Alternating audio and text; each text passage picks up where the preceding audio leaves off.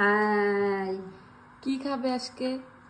আজকে অন্য কিছু না, ডাল, কুমড়া ভাজি, সয়াবিনের তরকারি আর দই।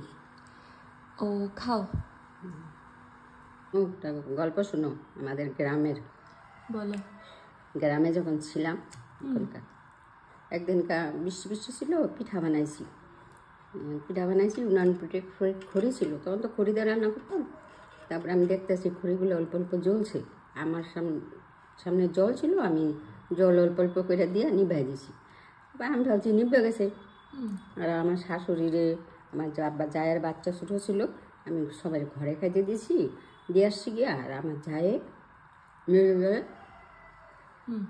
মেজো বাসুরে রান্নাঘরে এসে খাইছে, আর তোমার দাদু আমার সঙ্গে বসে আছে।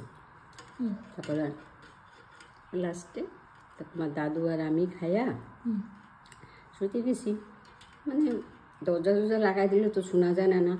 তারপরে এলো আমাদের ঘোড়াটাই দেখছি আগুন চুললে হচ্ছে, তো ঘোড়াটা খুব চিল্লাইতেছে।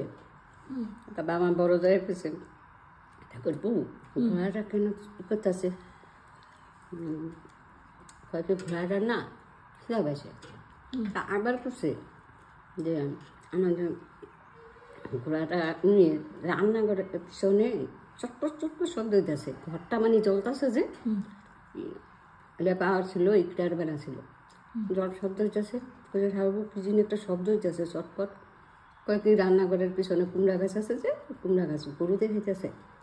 যাক, তারা এর হয়েছে ঘুমাই গেছে গা। তারপরে আমার শাশুড়ি, তারপরে আমার শাশুড়ি আর আমরা একই ঘরে শুছি, রুম ভিন্ন ভিন্ন। আমার শাশুড়ি টের পাইয়া একদম মানে দরজা খুললই, গোসাই রাধারমন রক্ষা করো, গোসাই, আমার শাশুড়ির গোসাইয়ের নাম ছিল রাধারমন, রক্ষা করো রক্ষা করো। তাহলে ঠিকই একদম ঘরটা যেদিকে খালি মাটি ওদিকে ঘরটা হিল্লা পড়ে গেছে। তারপরে কি আমাদের রান্নাঘরে সব জ্বলে গেছে, সব কিচ্ছু ছিল না। আমার শাশুড়ির গোসাই রক্ষা করছে। আমার শাশুড়ি যে মানে গোসাইরে ডাকছে না, গোসাই রক্ষা করছে। আমার খাওয়া শেষ, টা টা।